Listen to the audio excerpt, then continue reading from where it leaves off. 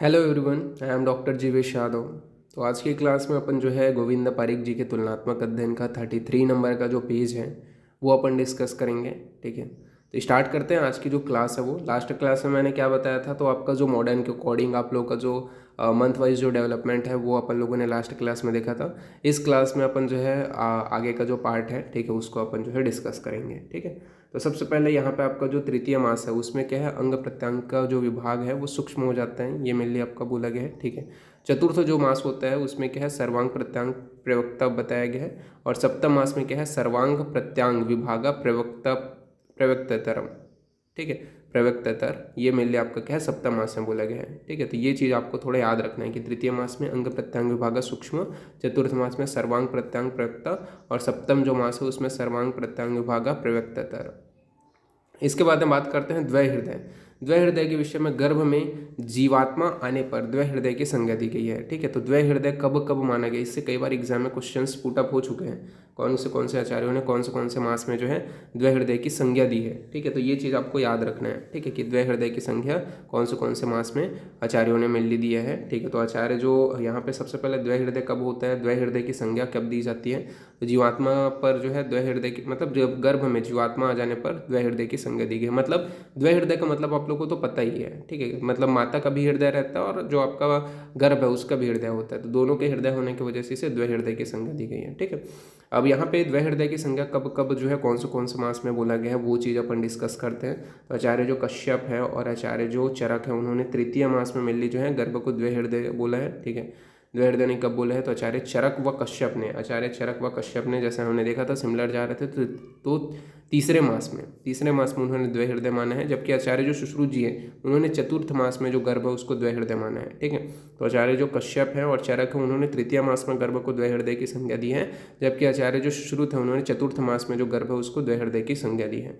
अष्टांग संग्रह ने क्या बोला है, इसके विषय में बात कर लेते हैं। तो अष्टांग संग्रह ने मेनली यहाँ पे बोले है कि अन्य तो पक्षस्त्रायात ब्रिवृत्या पंचमासा द्वय हृदय कालमहु, यानी कि क्या बोला है अष्टांग हृदय ने, तो सॉरी अष्टांग संग्रह ने, तो अष्टांग संग्रह कार ने 3 पक्ष के बाद में 5वें मास के पूर्व द्वय हृदय की उत्पत्ति मानी है। ठीक है, तो ये श्लोक आपको प्रॉपर जो है याद रखना है। क्या बोला है कि अष्टांग संग्रह कार ने मिली 3 पक्ष के बाद में और 5वें मास के पहले द्वय हृदय की संज्ञा दी है, किसको, जो आपका गर्भ है उसको। ठीक है, तो ये इंपॉर्टेंट है भाई, सभी आचार्यों के अनुसार आपको याद रखना है। ठीक है, इसी के हिसाब से इस नोट्स का मैं पासवर्ड भी रखूंगा, जैसे कि आपका चरक और कश्यप इन्होंने कौन से मंथ में द्वय हृदय की संज्ञा दी है, तो इन्होंने मेनली आपका 3rd मंथ में द्वय हृदय की संज्ञा दी है।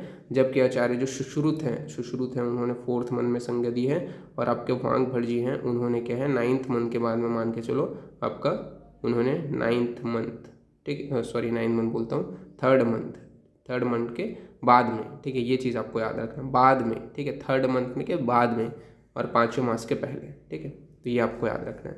तो यहाँ पे अपन जो पासवर्ड रखूँगा मैं यही रखूँगा CK, ठीक है, 3S4V3, ये मेरे लिए पासवर्ड रहेगा। ठीक है, कैपिटल में आपको लिखना है।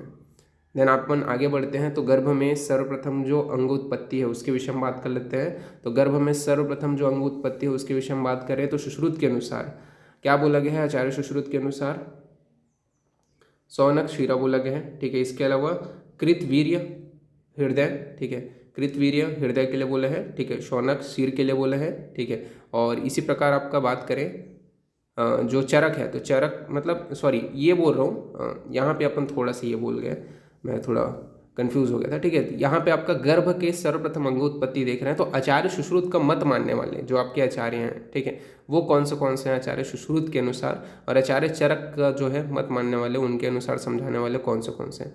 तो जैसे कि शौनक जी ने क्या बोले हैं, आचार्य सुश्रुत के अंतर्गत ही आते हैं। शौनक जी ने सिर की प्रथम उत्पत्ति मानी है। ठीक है, सर्वप्रथम क्या है, जो आचार्य शौनक है उन्होंने क्या सिर की उत्पत्ति मानी है। कृतवीर्य ने मेनली हृदय की उत्पत्ति मानी है। ठीक है, जो कृतवीर्य है उन्होंने क्या है हृदय की उत्पत्ति मानी है।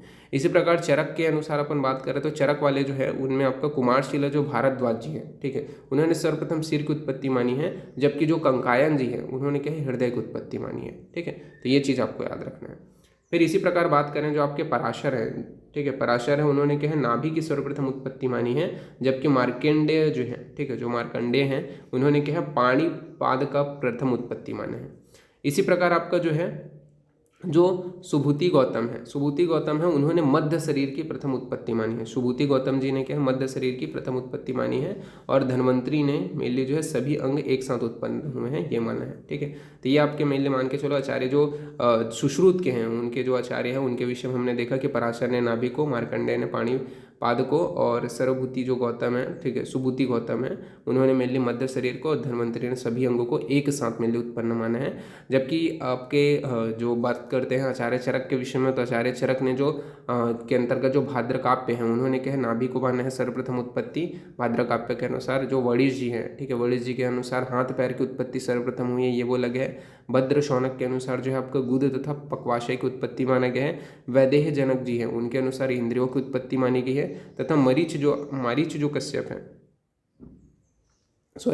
कश्यप है उनके अनुसार अविचार्य यानी कि अचिंत्य है। ठीक है, ये मेनली उन्होंने बोला है। और अग्निवेश के अनुसार सभी अंग एक साथ उत्पन्न हुए ये माना है। ठीक है, तो ये चीज़ आपके क्या है, आपके मेनली आचार्य चरक के अनुसार जो आपके आचार्य आते हैं उनके विषय में बात की कि भद्र काव्य ने आपका नाभि का, वाणिश ने आपका हाथ पैर का सर्वप्रथम उत्पत्ति, भद्र शौनक ने आपका गुद तथा पक्वाशय का, वैदेह जनक ने इंद्रिय का, मरीच कश्यप ने आपका अवीर जो आपका अचिंत्य है ये माना है, और अग्निवेश ने सभी अंग एक साथ उत्पन्न हुए हैं ये मिल उन्होंने बताया। ठीक है, तो ये आपको याद रखना है। इसी प्रकार ऊपर कभी हमने देखा कि कुमार शिरा भारद्वाज ने सर्वप्रथम सिर हो गया। ठीक है, और कंकायन ने क्या है आपके हृदय को, और कृतवेधन ने हृदय को। ठीक है, मतलब जो आपके शुश्रूत संप्रदाय के जो आचार्य हैं और चरक संप्रदाय के जो आचार्य हैं उनके अनुसार अपन देख रहे हैं। ठीक है, तो उसको आपको थोड़ा याद रखना है। जैसे कि ये थोड़ा ऐसा करके आप याद कर सकते हो, कैसे, जैसे कि शौनक, ठीक है, शौनक और आपका शिरा भारद्वाज, कुमार शिरा भारद्वाज, दोनों ने क्या है स से शौनक, श से जो आपका शिरा भारद्वाज, कुमार शिरा भारद्वाज, दोनों ने क्या है हृदय सिर की उत्पत्ति मानी है।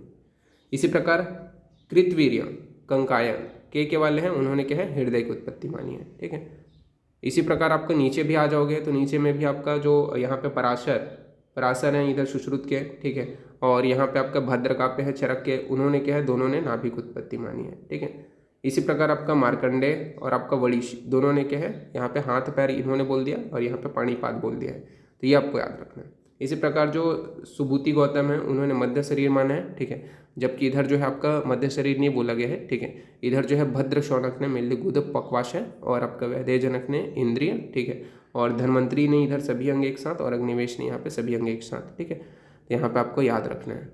ठीक है, तो आज का ये वाला भी जो लेक्चर है वो बहुत शॉर्ट है। ठीक है, नेक्स्ट लेक्चर में मैं इसके आगे का जो टॉपिक है वो डिस्कस करूँगा। ठीक है, तो ये आपको अंग जो आपके उत्पत्ति है, ठीक है, आचार्यों के अनुसार, वो आपको याद रहने चाहिए, ये भी इम्पोर्टेंट है। ठीक है, ओके, तो फिर थैंक यू क्लास।